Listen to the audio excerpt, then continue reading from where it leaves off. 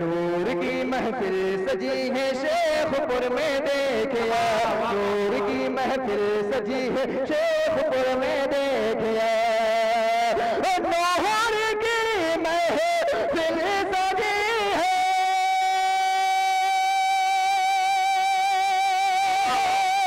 है शेखपुर में देखिए, रोशनी रोशनी रोशनी रोशनी है शेखपुर।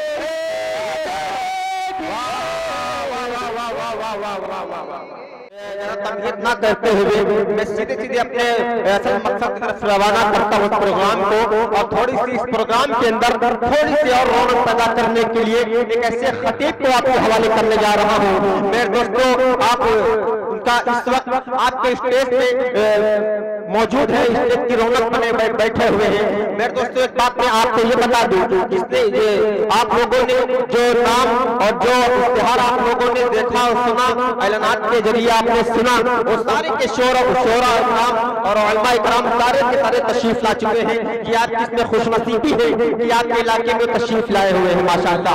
आइए दोस्तों, ज्यादा बात करते हुए मैं खिताबत का हमदो नात के मदहे रसूलुल्लाह सल्लल्लाहु अलैहि वसल्लम से गुज़रगाहों से गुजरते हुए हम खिताबत के मैदान में कदम रखते हैं। मेरे दोस्तों, आपके सामने ये बात पुख्ता है कि खिताबत नहीं हजारों लोगों को राहे रास्त पर लाने के लिए मजबूर किया, खिताबत नहीं सोई हुई कौमों को बेदार किया, खिताबत नहीं अंधेरे को खत्म करके उजाले को बर्पा किया, खिताबत नहीं सोई हुई कौमों को बेदार किया। आइए, खिताबत नहीं हजारों फूल खिलाए। आइए, इससे मेरी मुराद मैं हजरत वाला से बड़े अदब के साथ गुजारिश कर रहा हूँ। यह है हजरत मौलाना मोहम्मद शाहिद अकबर साहब शेख तशरीफ लाए हुए हैं। इस वक्त हम उनसे गुजारिश कर रहे हैं कि हजरत तशरीफ लाएं और अपनी ईमानी इरफानी हक़ानी तकरीर से ख्वाह बेदार कौम को बेदार करें। इस शेर के साथ हजरत का इस्तेमाल है कि सारी दुनिया को नींद आ गई, उनका दीवाना बेदार है। अब आप भी फैसला कीजिए कौन जन्नत का हकदार। अस्सलामु अलैकुम व रहमतुल्लाहि व बरकातुहू। वालेकुम अस्सलाम व रहमतुल्लाह। अल्हम्दुलिल्लाह वहदा मन ला नबिय्य बअदा। औज़ु बिल्लाहि मिनश शैतानिर रजीम। बिस्मिल्लाहिर रहमानिर रहीम। व क़ाल तआला या अय्युहन्नासु इत्तक़ू रब्बकुमुल्लज़ी ख़लक़कुम मिन नफ़्सिन वाहिदा व ख़लक़ मिनहा ज़ौजहा व बस्स मिनहुमा रिजालन कसीरन व निसाअ वत्तक़ुल्लाह अल्लज़ी तसाअलून बिही वल अर्हाम इन्नल्लाह काना अलैकुम रक़ीबा। व क़ाल तआला लक़द कान लकुम फ़ी रसूलिल्लाहि उस्वतुन हसना सदक़ल्लाहुल अज़ीम। मकान बेच के बेटी की शादी मत करना, मकान बेच के बेटी की शादी मत करना, निकाह करके उसी को मकान दे देना। गाफिल लोगों मत बोलो नापाक दुपट्टों की जानिब, गाफिल लोगों मत बोलो नापाक दुपट्टों की जानिब, जिन पे नमाजें पढ़ सकते हो ऐसा दुपट्टा घर पर है। बेशक सुभान अल्लाह। हज़रात मोहतरम सामाईन इकराम, पर्दा नशीन खवातीन, हमारी माएँ और बहनें, और स्टेज पर बैठे हुए हमारे असातिज़ा इकराम, जिनके साए में हमारी इतनी जिंदगी परवान चढ़ी। मोहतरम हजरात, अभी हमने आप हजरात के सामने दो आयतें करीमा तिलावत की हैं। या अय्युहन्नासु इत्तक़ू रब्बकुमुल्लज़ी ख़लक़कुम मिन नफ़्सिन वाहिदा व ख़लक़ मिनहा ज़ौजहा व बस्स मिनहुमा रिजालन कसीरा। इस आयत के अंदर अल्लाह तबारक तआला ने लोगों को मुखातब करते हुए, इस आयत के अंदर अल्लाह तबारक तआला ने दुनिया के जितने कानून हैं या दुनिया के अंदर जितने रिश्तेदारी के अंदर जो भी कानून राइज हैं या हमारे उर्फ के अंदर जो भी हमारे इज्जाकारी या हमारे रिश्तेदार के अंदर जो ताल्लुकात हैं, चाहे वो ताल्लुकात की नजर से हो या बेशरा की नजर से हो, अल्लाह तबारक तआला ने इस आयत के अंदर पूरा का पूरा बयान कर दिया। किस तरह हमारा लोगों के साथ रवैया होना चाहिए, किस तरह हमारा रिश्तेदारों के साथ रवैया होना चाहिए, किस तरह हमारा अपनी बीवियों के साथ रवैया होना चाहिए, किस तरह हमारा अपनी बहनों के साथ रवैया होना चाहिए। अल्लाह तबारक तआला ने इस आयत के अंदर खोल कर बयान कर दिया। तभी तो अल्लाह तबारक तआला ने जनाबे रसूल सल्लल्लाहु अलैहि वसल्लम के दिल में ये बात डाली कि ये मेरे महबूब, आप जब किसी का निकाह पढ़ाएं तो इस आयत के हिस्से को या अय्युहन्नासु तक़ू रब्बकुमुल्लज़ी खलक़कुम मिन नफ्सिन वाहिदा व खलक़ मिनहा ज़ौजहा व बस्स मिनहुमा रिजालन कसीरा, ए मेरे महबूब आप इसको निकाह के खुतबे में जरूर पढ़ें। उलमा ने इसको मुस्तहब और सुन्नत करार दिया है। अल्लाह तबारक तआला ने इस आयत के अंदर वो कानून राइज कर दिया है। अल्लाह तबारक तआला ने इस आयत के अंदर वो हुक्म दे दिया है कि अपने रिश्तेदारों के साथ, अपनी सास के साथ, अपने ससुर के साथ, अपनी बीवी के साथ कैसा रवैया और कैसा बिहेव करना है। अजीज दोस्तों, दूसरी हमने आप हजरात के सामने एक आयत करीमा तिलावत की थी कि लक़द कान लकुम फी रसूलिल्लाहि उस्वतुन हसना। अल्लाह तबारक तआला ने फरमाया कि ए मुसलमानों, ए मोमिनों, हमने तुम्हारे लिए जनाबे मोहम्मदुर रसूलुल्लाह सल्लल्लाहु अलैहि वसल्लम की जिंदगी को नमूना बना दिया है। अगर तुम हजरत मोहम्मद मुस्तफा सल्लल्लाहु अलैहि वसल्लम की जिंदगी के मुताबिक हजरत मोहम्मद मुस्तफा सल्लल्लाहु अलैहि वसल्लम के गोशे को अपनाओगे तभी तुम इस दुनिया के अंदर कामयाब हो सकते हो। तभी अल्लाह तबारक तआला ने फरमाया कि लक़द कान लकुम फी रसूलिल्लाहि उस्वतुन हसना, कि मुसलमानों, तुम जब तक जनाबे मोहम्मदुर रसूलुल्लाह सल्लल्लाहु अलैहि वसल्लम के शेवे को, जनाबे मोहम्मदुर रसूलुल्लाह सल्लल्लाहु अलैहि वसल्लम के किरदार को अपने अंदर दाखिल नहीं करोगे, उस वक्त तुम सच्चे पक्के मुसलमान नहीं हो सकते। अजीज दोस्तों, हमने आप हजरात के सामने इस आयत को इसलिए बयान किया था कि आज हमारे माशरे में, आज हमारे माहौल में ये बहुत सी खुराफात राइज हैं। अभी हाल ही में 2-4 दिन पहले इंटरनेट पर एक वीडियो वायरल हुआ था, जिस बेटी का नाम आयशा था। वो किसी की बेटी होगी, किसी की बहन होगी, किसी की बीवी थी। हजरात मोहतरम, हमने आप हजरात के सामने इस आयत को इसलिए तिलावत किया कि आप हजरात के सामने इस गोशे पर, इस उन्वान पर बात कर सको। वो जो लड़की थी जिसका नाम आयशा था, वो गुजरात अहमदाबाद की रहने वाली थी। उसके वालिदैन ने उसका निकाह कर दिया था। लड़का गालिबन राजस्थान का रहने वाला था। उस लड़के का निकाह उस लड़के के साथ 2018 में हुआ था, लेकिन उस गरीब बाप ने अपनी बेटी का निकाह उस नापाक आदमी, उस अय्याश आदमी, उस दौलत परस्त आदमी से उस बाप ने निकाह के दौरान, निकाह करते तक कोई कमी नहीं छोड़ी थी। अजीज दोस्तों, अगर आप उस बाप का वीडियो देखते, आज अगर आप उस बाप की बात को सुनते तो आपके कलेजे मुंह को आने लगते। किस तरह के बाप का, खुद उस लड़की ने सुसाइड करने से पहले अपना एक वीडियो इंटरनेट पर डाला था कि मैं ये खुदकुशी इसलिए कर रही हूं कि हमारे वालिदैन हमारे शोहर से परेशान आ चुके हैं। शादी के बाद हमारे वालिद साहब ने कर्जा लेकर 1.5 लाख रुपया हमारे शोहर को दिया था। उसके बाद भी हमारे शोहर की फरमाइशें बंद नहीं हो रही थी। कभी कहता था कि अपने बाप से 60,000 रुपया लेकर आओ, कभी कहता था कि अपने बाप से कहो हमें ये चीज चाहिए, अगर तुम्हारा बाप देता है तब तो तुमको इस घर के अंदर रहने की इजाजत है, वरना बुरिया बिस्तरा बांधो, हमारे घर से निकल जाओ। अजीज दोस्तों, ये जो माहौल है, ये जो हमने कानून बनाया है, ये सिर्फ और सिर्फ हम लोगों ने बना लिया है। ये सारी खुराफातें, ये सारी रिवाज हम लोगों ने पैदा कर दिए हैं। अगर हम लोग अपने अंदर सुधार पैदा करें। अगर हम लोग अपने घरों का माहौल दुरुस्त करें तो अजीज दोस्तों, ये जो हमारी बेटियां बैठी हुई हैं, जिनकी उम्र 35 साल की हो चुकी हैं, जिनकी उम्र 25 साल की हुई हैं, बाप परेशान हैं, रातों को नींद नहीं आती है कि अपनी बेटियों की शादी किस तरह करें। हमने अपनी आंखों से देखा है कि जो लड़कियां हमारे साथ पढ़ती थी, आज भी वो बेचारी कमारी बैठी, सिर्फ इसलिए कि उनके बाप गरीब हैं, उनकी फरमाइशें पूरी नहीं कर सकते। आज अगर किसी के दरवाजे पर रिश्ता लेकर चले जाओ तो सबसे पहले यही कहता है कि हमें मोटरसाइकिल चाहिए। और आप हजरात को बखूबी मालूम है कि मोटरसाइकिल की कीमत क्या है। एक गरीब बाप जिसकी तनख्वाह, जो मजदूरी करता है, दिन में 150 रुपये कमाता है और रात को 80 रुपये का आटा लेकर आता है, 40 रुपये का चावल लेकर आता है, 35 रुपये की दाल लेकर आता है। आप सोचिए उस 150 की मजदूरी में उस बाप के पास कितना रुपया बचता होगा जो अपनी मुस्तकबिल में अपनी बेटी की शादी कर सके।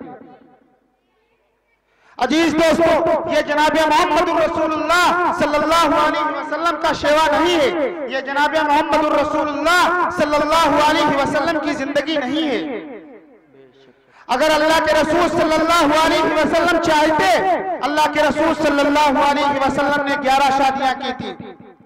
अगर अल्लाह के रसूल सल्लल्लाहु अलैहि वसल्लम चाहते तो कहते कि हमने तुम्हारे ऊपर एहसान किया है, तुम बांझ थी, तुम तलाकशुदा थी, तुम्हारे शोहर बहुत हो गए थे, हमने तुम्हें रहने का साया दिया, हमने तुम्हारे ऊपर हाथ रखा, हमें ये चाहिए, हमें ये चाहिए। लेकिन याद रखो, अल्लाह के रसूल सल्लल्लाहु अलैहि वसल्लम वो नबी हैं जिन्होंने मुफलिसी में पूरी जिंदगी काट दी। अल्लाह के रसूल सल्लल्लाहु अलैहि वसल्लम के घर में 3 दिन तक चूल्हा नहीं जला, 3 दिन तक चूल्हा नहीं जला। अगर अल्लाह के रसूल सल्लल्लाहु अलैहि वसल्लम चाहते तो हजरत आयशा रज़ियल्लाहु ताला अन्हा, जो हजरत अबू बकर रज़ियल्लाहु ताला अन्हा की साहबजादी हैं, हजरत अबू बकर रज़ियल्लाहु ताला अन्हु वो सहाबी हैं जिन्होंने कई गुलामों को आजाद किया। कितना माल अल्लाह के रसूल सल्लल्लाहु अलैहि वसल्लम के हुक्म पर निछावर कर दिया। अगर अल्लाह के रसूल सल्लल्लाहु अलैहि वसल्लम चाहते तो कह सकते थे, अबू बकर, जब तुम अल्लाह के रास्ते में माल खर्च कर सकते हो तो हमने तुम्हारी बेटी के साथ निस्बत जोड़ी है, हमें इतने दिरहम चाहिए, हमें इतने दीनार चाहिए। लेकिन नहीं, जनाब मोहम्मद रसूलुल्लाह सल्लल्लाहु अलैहि वसल्लम ने आने वाले दौर पर इस उम्मत पर एहसान किया। लेकिन हम किस तरह अल्लाह के रसूल सल्लल्लाहु अलैहि वसल्लम के एहसान का जनाजा निकाल रहे हैं। कल कयामत के दिन जनाब रसूल सल्लल्लाहु अलैहि वसल्लम के सामने पेश होंगे आप हजरात, या हम हजरात, हमारे अंदर ये जो खुराफात राइज हैं, अगर हम लोग बदल जाएं तो हमारी बहनें, हमारी बेटियां जो बैठी हुई हैं, कुमारी बैठी हुई हैं, उनका रिश्ता कहीं अच्छी जगह से तय हो जाए। अगर एक गांव वाले, एक कस्बे वाले इस बात पर मुस्तैद हो जाएं कि हम, जो हमारे दरवाजे पर रिश्ता लेकर अपने लड़के का आएगा और कहेगा कि हमें मोटरसाइकिल चाहिए, तो जूते निकाल कर वहीं उसका मुंह बजा देंगे। अजीज दोस्तों, वहीं से ये सिलसिला खत्म हो जाएगा।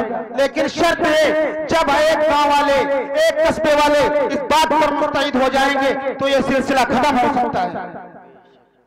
लेकिन सबसे पहले इसे अपने घर से शुरू करना होगा, अपने आप से शुरू करना होगा कि अगर हमें अपने बेटे की शादी करनी है तो रिश्ता लगा दो, कोई फरमाइश ना करो, कोई फरमाइश ना करो, कह दो कि हम सिर्फ और सिर्फ सुन्नत रसूलुल्लाह के मुताबिक शादी करना चाहते हैं।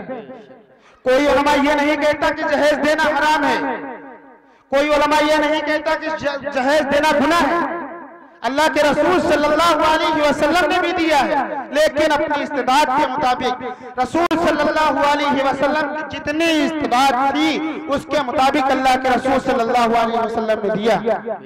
लेकिन हम फरमाइशें कर देते हैं कि हमें वॉशिंग मशीन चाहिए, हमें फ्रिज चाहिए, हमें मोटरसाइकिल चाहिए, तो वो गरीब बाप जिसकी बेटी की तारीख फिक्स हो जाती है वो न्योता छपवा कर बंटवा देता है।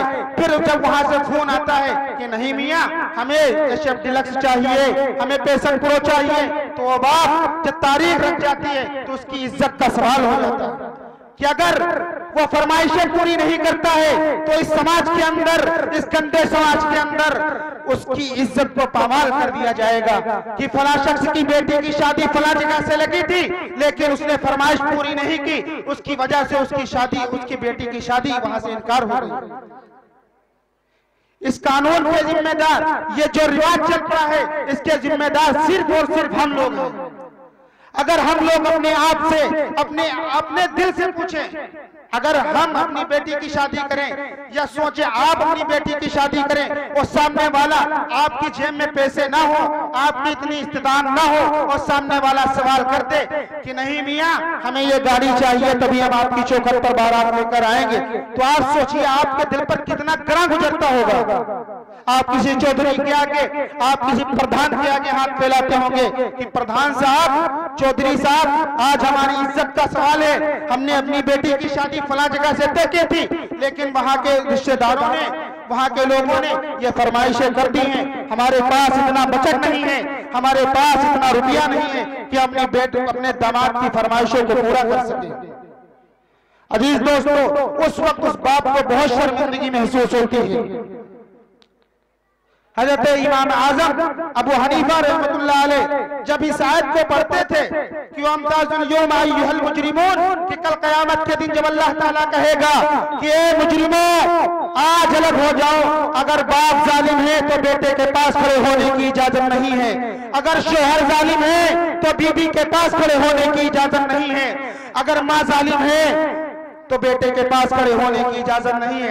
हजरत इमाम अबू हनीफा रहमतुल्लाह अलैह फरमाते हैं कि मैं जब ये आयत पढ़ता था तो रात रात भर रोता था कि अगर अबू हनीफा, ए नौमान, अगर जर्रा बराबर तुझसे कोई लग़्ज़िश या गलती हो गई। आगे इमाम अबू हनीफा रहमतुल्लाह अलैह फरमाते हैं कि वो कोई गलती किसी के मारने की शक्ल में हो या किसी के गाली देने की शक्ल में हो या रिश्तेदारी की शक्ल में हो या बीवी की शक्ल में हो, अगर आप किसी तरह का किसी के साथ जुल्म और जबरदस्ती करते हैं या किसी के ऊपर जुल्म करते हैं तो इस आयत का मिस्दाक आप भी हैं।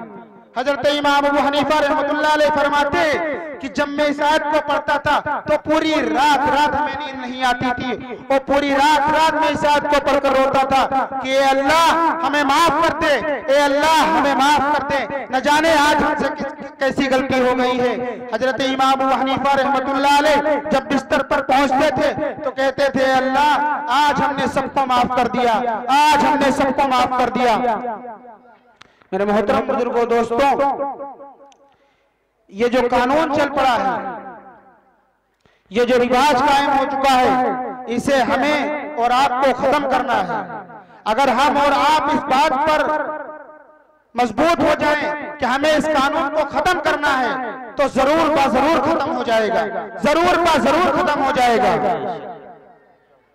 ये कोई बड़ी बात नहीं है, लेकिन शर्त है जो हम अपने अंदर इस चीज को पैदा करेंगे कि हमें किसी से जहेज नहीं लेना है, किसी की बेटी को हमको सताना नहीं है। जो हमें मिल रहा है, कुरान ने कहा है अर्रिजालु कव्वामूना, कुरान ने शोहरों को कव्वाम कहा है कि तुम कव्वाम हो, तुम औरतों के पहरेदार हो। कुरान ने तुम्हें सरदारी दी है, ये सरदारी नहीं दी है कि औरतों पर जुल्म और जबरदस्ती करो, ये सरदारी नहीं दी है कि औरतों से फरमाइशें पूरी करो, नहीं, सरदारी ये दी है कि औरतों की सारी जरूरियात की जो सामान है वो लाओ, औरतों की इज्जत करो, औरतों का एहतराम करो। ये औरतें वो औरतें हैं। कुरान के अंदर अल्लाह तबारक तआला ने फरमाया, जो हमने आप हजरात के सामने तिलावत की थी, अल्लाह तबारक तआला ने कहा है लोगों अल्लाह तबारक तआला से डरते रहो, जिसने एक इंसान से हजरत हव्वा को पैदा किया, फिर हजरत हव्वा से ये जो नस्ल चलाई जो पूरी दुनिया के अंदर फैल चुकी है, और फिर अल्लाह तबारक तआला ने ताकीद के लिए फिर फरमाया अत्तकुल्लाह अल्लज़ी तसअलून बिही वल अरहाम, ए लोगों फिर अल्लाह तबारक तआला से डरो जो हम और आप एक दूसरे से मदद तलब करते हैं, सवाल करते हैं। फिर अल्लाह तबारक तआला ने फरमाया इन्नल्लाह काना अलैकुम रकीबा, अल्लाह तबारक तआला तुम पर निगहबान है। अगर जर्रा बराबर भी तुमसे लग़्ज़िश होगी, जर्रा बराबर भी तुमसे भूल चूक होगी तो अल्लाह तबारक तआला फरमाता है इन्न बतश रब्बिका लशदीद, कि यकीनन हमारी पकड़ बहुत सख्त है, बहुत सख्त है, और अल्लाह तबारक तआला से कोई नहीं बच सकता। अल्लाह तबारक तआला ने फरमाया यौम यक़ूमुर रूह वल मलाइकतु सफ़्फ़ा ला यतकल्लमूना इल्ला मन अज़िन, कि अल्लाह तबारक तआला के सामने फरिश्तों को भी बोलने की इजाजत नहीं होगी, तो आप किस खेत में बोलिए। अल्लाह तबारक तआला जब तक फरिश्तों की जबान से ताले नहीं हटाएगा, फरिश्तों को हुक्म नहीं देगा कि फरिश्तों अपनी बात रखो, क्या कहना चाहते हो, उस वक्त तक फरिश्तों के अंदर ताकत नहीं है, तो हम और आप अल्लाह तआला से कैसे सामना करेंगे, कैसे अपनी बात रखेंगे। मेरे मोहतरम बुजुर्गों, दोस्तों, आज हमारे अंदर हम कहते तो हैं कि हम जनाबे रसूल सल्लल्लाहु अलैहि वसल्लम की उम्मती हैं, हम कहते हैं कि हम जनाबे रसूलुल्लाह सल्लल्लाहु अलैहि वसल्लम पर जान निछावर करने वाले हैं, लेकिन कभी हमने ये नहीं सोचा कि जनाबे रसूल सल्लल्लाहु अलैहि वसल्लम का चाल चलन कैसा था। जनाबे रसूल सल्लल्लाहु अलैहि वसल्लम ने अपनी 61 साल जिंदगी कैसे गुजारी, जनाबे रसूल सल्लल्लाहु अलैहि वसल्लम के बाल कैसे थे, जनाबे रसूल सल्लल्लाहु अलैहि वसल्लम की दाढ़ी कैसी थी।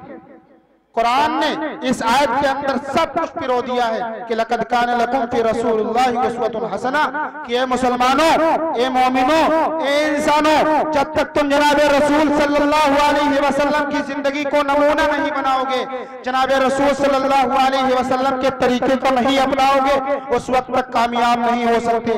आज हमारे अंदर बहुत से ऐसे नौजवान हैं जो अपने बालों को अजीब तरह से रखते हैं। अल्लाह के रसूल सल्लल्लाहु अलैहि वसल्लम ने आज से 1400 साल कबल फरमा दिया था कि एक जमाना ऐसा आएगा कि लोग बुख्ती ऊंटों की तरह ऊंट रखेंगे।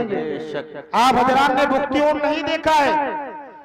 हमारे उस्ताद फरमाते थे कि बुख्ती ऊंट ऐसा होता है कि उसकी गर्दन पर कहीं पर बाल होते हैं, कहीं पर बाल नहीं होते।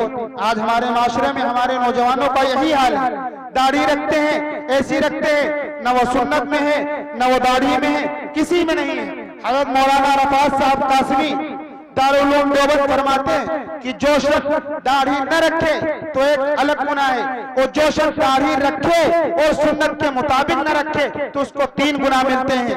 एक ये कि उसने जनाबे रसूल सल्लल्लाहु अलैहि वसल्लम की सुन्नत को खेल बनाया, दूसरा उसने रसूल सल्लल्लाहु अलैहि वसल्लम के चेहरे से खिलवाड़ किया, तीसरा उसने रसूल सल्लल्लाहु अलैहि वसल्लम की सुन्नत को टेढ़े तरीके से अदा किया।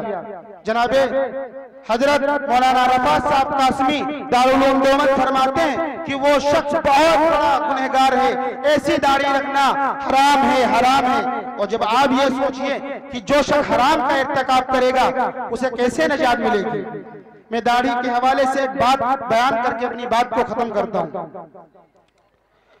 शेखुल इस्लाम हजरत मौलाना तकी साहब, पूरी दुनिया उन्हें सिक्का राजुल वक्त अपने सर का ताज तस्लीम करती है।